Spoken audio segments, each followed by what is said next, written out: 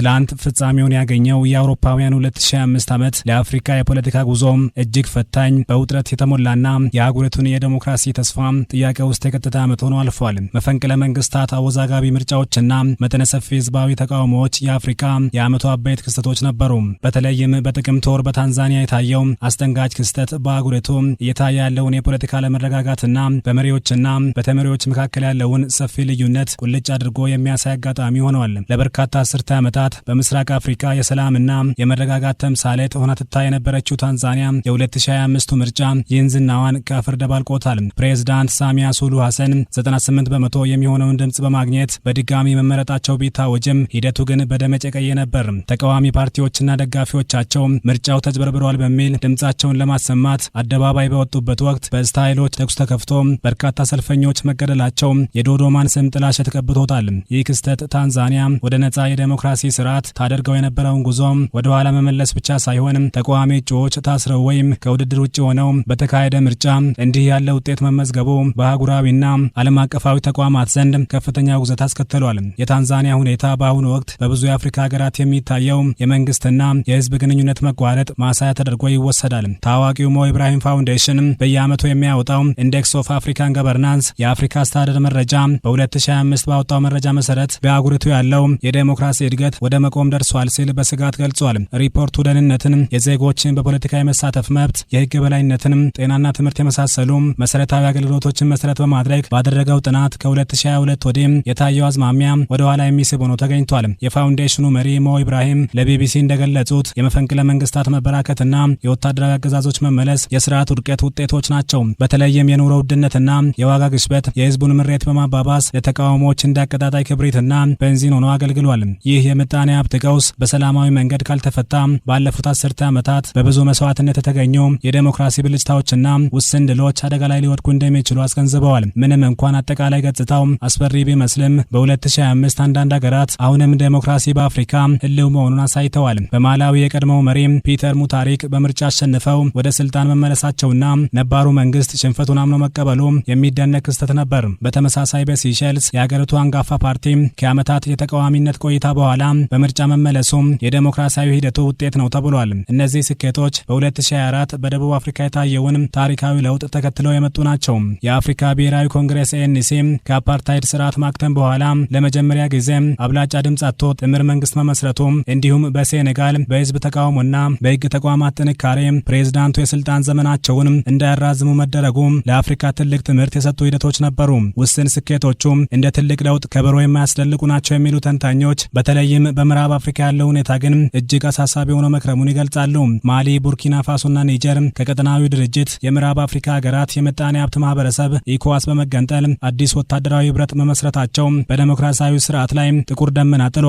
እነዚህ ወታደራዊ መሪዎች ስልጣናቸውን ያጠናከሩ የመጡ ሲሆን የህዝብን ጥያቄ በኃይል ለመጨፍለቅ የሚያደርጉት ጥረት በቀጣዩ ዓመትም ተጨማሪ ውጥረት ሊያስከትል እንደሚችል ይገመታል። ባለፉት 20 ዓመታት አፍሪካ ከመፈንቅለ መንግስት ወጣለች ተብሎ ቢታመንም 2025 ግን ወታደራዊ መሪዎች ዳግም ኃይላቸውን ያሳዩበት ዓመት ሆኗል። በዓመቱ መጨረሻ በጊኒ ቢሳው የተካሄደው 8ኛው መፈንቅለ መንግስት አህጉሪቱ ወደ ቀድሞው የመፈንቅለ መንግስት አዙሪት እየተመለሰች መሆኑን ያሳያል።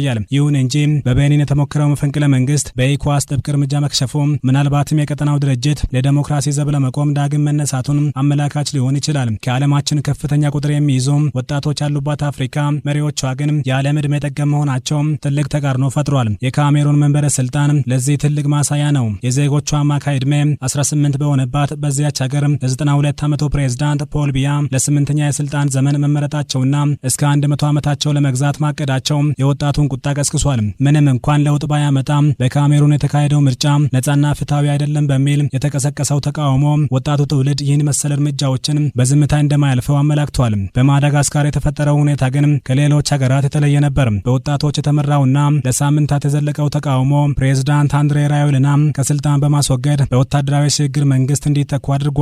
ይህ ክስተት መሪዎች የህዝባቸውን ፍላጎት ካልሰሙ ውጤቱ ምን ሊሆን እንደሚችል ግልጽ ማሳያ ሆነዋል። ወታደራዊ መሪዎች ስልጣን ለመያዝ እንደ ዋነኛ ምክንያት የሚያቀርቡት የህዝባዊ መሪዎችን ሙስናና የእስታ ችግርን ነው። ሆኖም ወታደራዊ አገዛዝ መፍትሄ ያለመሆኑ በማዳጋስካር የታየው ሁከት አንዱ ማሳያ ነው። ኬንያዊ ተንታኝ ኔሪ ማዋኮ ዛሬ አፍሪካውያን ወጣቶች በማህበራዊ መገናኛ ብዙሃን የታገዘ መረጃ ስላላቸው መንግስታት ጤና፣ ውሃና የስራ ዕድል ፈጠራ የመሳሰሉ መሰረታዊ ጥያቄዎችን መመለስ ሳይሳናቸው ወደ አደባባይ መውጣትን እንደ ብቸኛ አማራጭ ይወስዱታል ይላሉ። በህጋዊ መንገድ ያነሷቸው ጥያቄዎች ምላሽ ሲያጡ በማህበራዊ መገናኛ ብዙሃን ተጽዕኖ መፍጠርና የተቃውሞ ሰልፍ ማካሄድ ነው ሲሉም ያክላሉ። ይህ በህዝብና በመንግስት መካከል የፈረሰው ማህበራዊ ድልድይ ለአህጉሪቱ ትልቅ ስጋት ሆኗል። ለአፍሪካ ዴሞክራሲ ማሽቆልቆል ሌላኛው ምክንያት የዓለም አቀፉ የፖለቲካ ለውጥ ነው። ቀደም ሲል በዴሞክራሲ ስም አይናቸውን አፍሪካ ላይ ያሳርፉ የነበሩት አሜሪካና አውሮፓ ለሁለትዮሽ ግንኙነት እንደ ቅድመ ሁኔታ ያስቀመጡት ነበር። አሁን ግን በተለይም በትራምፕ የመሪነት ዘመን አሜሪካ በንግድ ላይ በማተኮሯ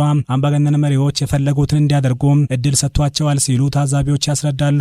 የዓለም አቀፉ የፖለቲካ ለውጥ ለአፍሪካ አምባገነን መሪዎች አረንጓዴ መብራት ሆኖላቸዋል። የአፍሪካ መንግስታት አሁን አማራጮች አሏቸው።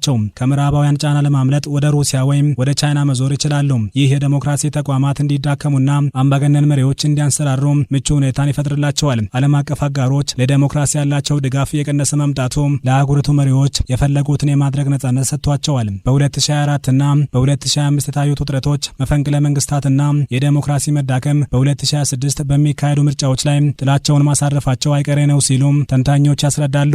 የ2025 ዓመት ፍጻሜውን ሲያገኝ የአህጉሪቱ አይን ዩጋንዳ ላይ ሆኗል። ለ40 ዓመታት በስልጣን ላይ የቆዩት የ81 ዓመቱ ፕሬዝዳንት ዩዌሪ ሙሴቬኒ በጥር ወር በሚካሄደው ምርጫ አይናቸውን በጨው አጥበው ይወዳደራሉ። የቀድሞዎቹ ምርጫዎች በኃይልና በድምጽ ማጭበርበር የታጀቡ በመሆናቸው የዩጋንዳ ምርጫ የ2026 የአፍሪካ የመጀመሪያው ትልቅ ፈተና እንደሚሆን ይጠበቃል። በ2021 በነበረው ምርጫ የታየው ግጭት፣ እንደ ቦቢ ዋይን ያሉ የተቃዋሚ እጩዎች መታሰርና የማህበራዊ መገናኛ ብዙሃን መዘጋት በ2026 የመደገም እድሉ ሰፊ ነው የተባለ ነው። የወጣቱ ትውልድ ንቅናቄ ከሙሴቬኒ አገዛዝ ጋር የሚጋጭበትና የምዕራባውያን ጫና የሚፈተንበት ምርጫ ይሆናል ተብሎ ይጠበቃል። ምዕራብ አፍሪካዊቷ ጋምቢያ አምባገነኑን መሪ የአህያ ጃሜህን ከስልጣን ካስወገደች በኋላ ሁለተኛውን ፕሬዝዳንታዊ ምርጫ ታካሂዳለች። የወቅቱ ፕሬዝዳንት አዳማ ባሮ ለሶስተኛ የስልጣን ዘመን የመወዳደር ፍላጎት እንደሚኖራቸውም ይገመታል።